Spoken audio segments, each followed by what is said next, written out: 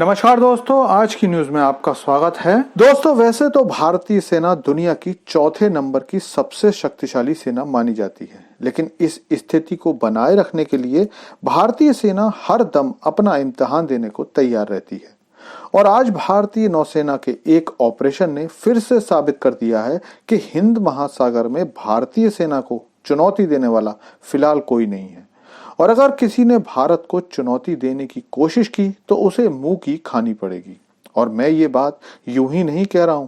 दरअसल भारतीय सेना के स्पेशल कमांडोज, जिन्हें मार्कोस कहा जाता है, उन्होंने अपने एक ऑपरेशन में सोमालिया के लुटेरों द्वारा कब्जाए गए एक जहाज को छुड़ा लिया है।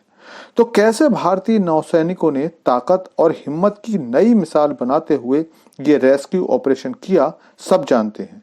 दोस्तों, जो लोग डिफेंस की खबरों को फॉलो करते हैं वो जानते हैं कि भारत ने अरब सागर में सोमालिया के लुटेरों से जहाजों की लूट को बचाने की जिम्मेदारी उठाई हुई है। और जब भी कोई ऐसा जहाज जिसे लगता है कि वो समुद्री लुटेरों द्वारा लूटा जा सकता है, वो भारतीय सेना को इसकी सूचना देता है, तो भारतीय सेना बिना देरी किए उसकी सहायता के लिए पहुंच जाती है।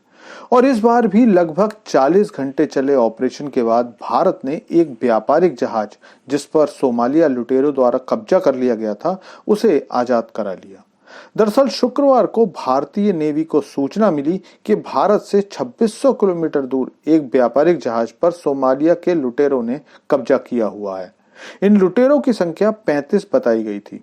स्थिति की गंभीरता को देखते हुए भारतीय नेवी आईएनएस कोलकाता के साथ उस जहाज को रेस्क्यू कराने के लिए चल दी।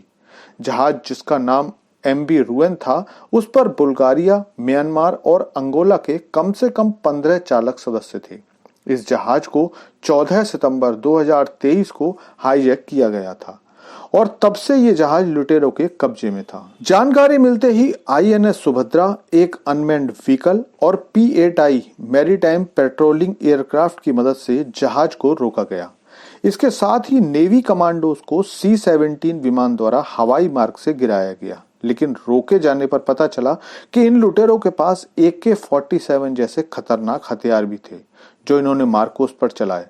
तब नौसेना ने मार्कोस के द्वारा इस जहाज को मुक्त कराने का निर्णय लिया। इसके बाद समुद्री लुटेरों से आत्मसमर्पण करने के लिए कहा गया, लेकिन लुटेरों ने गोलियां चलाई, जिसके बाद मार्कोस के ऑपरेशन में 35 सोमालियाई लुटेरों को पकड़ लिया गया। इसके बाद पूरे जहाज की तलाशी ली गई और इसमें बारूद, गोला, अवैध हथियार और काफी सारी प्रतिबंधित सामग्री बरामद की गई। पिछले काफी समय से भारतीय नौसेना इस तरह के रेस्क्यू ऑपरेशन चला रही है।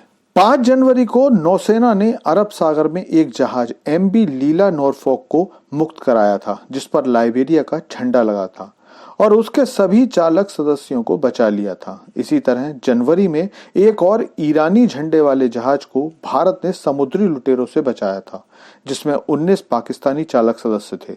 और इसी महीने एक और जहाज को भी बचाया गया था, जिस पर 11 ईरानी सदस्य थे और 8 पाकिस्तानी सदस्य थे।